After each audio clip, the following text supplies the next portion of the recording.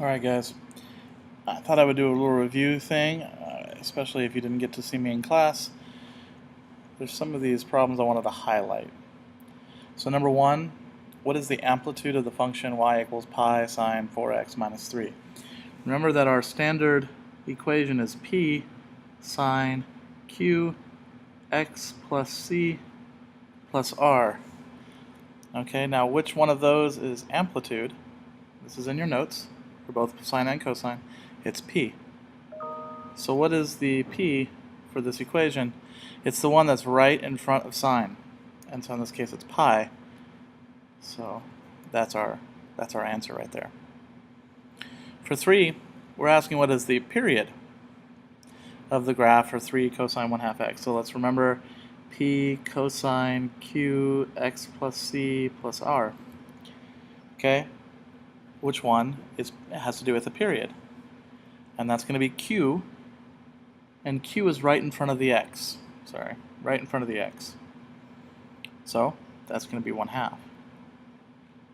Now here's where you have to remember, q does not tell us what the period is.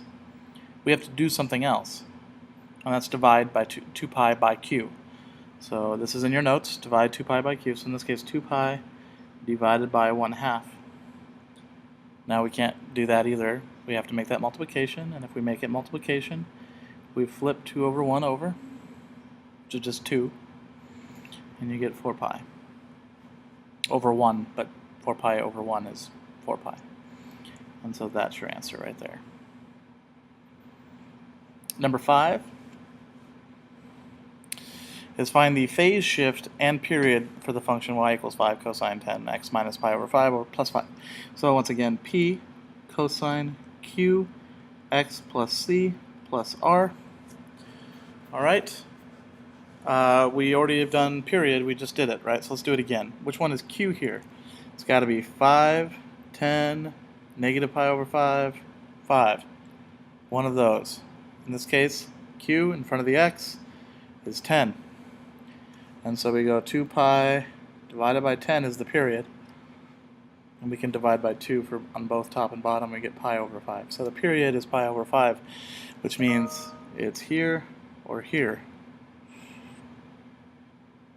Now, we also asked for phase shift. Now, what's phase shift? P, Q, C, or R? It's C. And C equals negative pi over 5. Now, let me ask you this.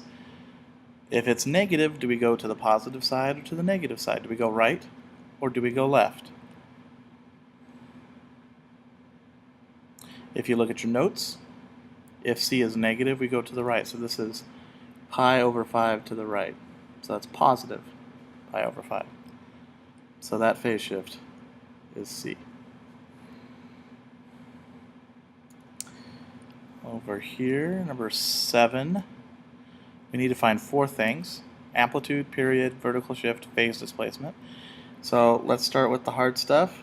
We just done the period. So which one of these? Remember we have p cosine q x plus c. Now in this case our plus r is in the front.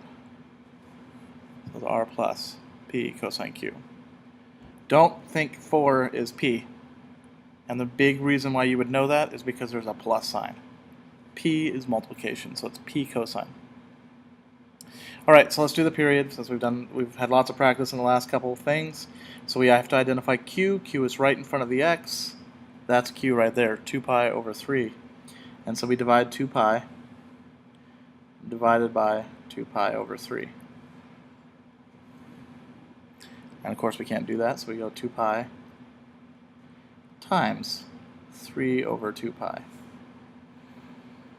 And on the top we get 2 pi times 3 is 6 pi, and the bottom is 2 pi. 6 divided by 2 is 3, and the pi's cancel out. Pi divided by pi is 1. So our period, so that's going to be 2, has to be 3. And that means C is actually the only option we have. But let's go ahead and continue. C is going to be right. We just did phase displacement. So in this case, x plus c, c has got to be 4.7, so c equals 4.7. Now, when c is positive, which way do we go? We go left, which is the negative way. So our displacement is negative 4.7. All right, and then notice, okay, good, that's still correct for C. Amplitude, we started off by doing amplitude. So P is right in front of cosine, so what number is right here? Hopefully you said 1. And so our amplitude is 1. That works. And the last is our vertical shift, positive or negative. Remember that our vertical shift is R, and R equals 4, because our R is normally we write it plus R. Our R made it to the front this time. So R is 4, and if R is positive, this is in your notes, it goes up. And so we're going to go plus 4, and then that's our plus 4. So C, of course, is absolutely correct. And we got lucky in the fact that the period tells us that right away. All right, 8. The graph of f of x is a cosine curve having a period of 12, amplitude of 7, phase displacement of 5, and vertical displacement of 3. So amplitude, we're going to go think of our P, cosine, Q, x plus C plus R. Now let's go ahead and start with the ones we can just put straight in. Amplitude is P, so we're going to go 7 cosine Q x plus C, and our vertical displacement is 3, so that's going to be plus 3. So that would be this one, this one, this one, and this one. So unfortunately, all of our options are good still. So we have to go farther. So we can go phase displacement. Phase displacement is 5, which means our phase equals plus 5. What does C have to equal? So if we're going to head to the right by 5, C's got to be negative, so C's minus 5. So this is going to be 7 cosine Q x minus 5 plus 3. And that's going to give us A, and it's going to give us D. Okay, I did leave out C because that 6 is not outside the parentheses, and it would need to be outside the parentheses, which changes the 5. This is the same thing as 6 times x minus 5 over 6. And so our displacement actually is negative 5 over 6, which means it goes to positive. Anyway, that's an aside. This one doesn't work because of that. So we have to figure out whether Q is pi over 6 or 6. So I gave this to you to write down. This is a little bit indirectly in your notes, but I encourage you to write it down if you wanted it. I am a little bit out of space to work here, aren't I? So let me switch to the bottom just a little bit. So remember that 2 pi divided by Q equals the period. So we don't know what Q is, but we know the period is 12. So 2 pi divided by Q equals 12. Now it's just a matter of solving. We multiply Q to both sides and we get 2 pi equals 12Q. And then we divide by 12, and Q is going to equal 2 pi over 12. If we divide by 2, we get pi over 6. And that means that this one is the correct one. All right, number 9, which is an equation for the graph shown. Well, if I look at all this, it's cosine, cosine, cosine. There's no phase shift, there's no vertical shift, and the amplitude in front of each one is 1, which is good because it goes up to 1 right here. All we care about is the period. So actually we're going to use what we just did in the previous problem. So period for cosine starts at the very top, all the way down the valley, all the way back upside, and that's 1. Okay, so that's a period right there. It goes from 0 to pi over 2, so the period is pi over 2. Now we're going to use what we just did and say that means that 2 pi over Q equals the period, pi over 2. Okay. We multiply both sides by Q, and we get 2 pi equals pi Q over 2. Multiply both sides by 2, we get 4 pi equals pi Q.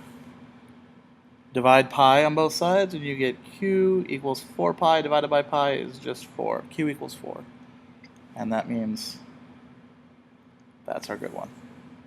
So this one was only, it's only a period question. Oh, don't forget your unit circle. Don't forget your unit circle. Okay, down here at the bottom, 13, determine the exact value of sine of negative pi over 6. Okay? You're going to take your unit circle. So notice that this is pi over 6. So negative pi over 6 goes the other way, and it's going to be the first line that we hit right here. Negative pi over 6 is this. And I want sine. So I'm going to look at the point, root 3 over 2, negative 1/2. And sine is which one? Is it x or is it y? Sine is y, so it's negative 1/2. So sine of negative pi over 6 is negative 1/2 right there. I think I just marked two more, and they're both kind of similar. Determine the exact value for sine pi over 2. Pi over 2. Sine is x or y. It's y. The answer is going to be 1. And remember, the tangent of pi over 6. Gotta remember what tangent is. What is tangent? It's going to be y over x, or opposite over adjacent. So that means that tangent of pi over 6 is 1/2 over root 3 over 2. How do we take that apart? 1/2 divided by root 3 over 2. Well, not good enough. 1/2 times 2 over root 3. And that equals 2 over 2 root 3. So divide by 2, and we get 1 over root 3. Good. Is that a possible answer? No, it is not, because we should not have a square root in the bottom. So to get rid of that, we go times root 3 times root 3 on the top and the bottom. So the top is just root 3, and the bottom is just 3, because root 3 times root 3 is 3. And that makes D our answer for tangent. Tangent is always the more difficult one. Okay? If you can get these down, I would guarantee you a good time on the test tomorrow. So good luck, and I will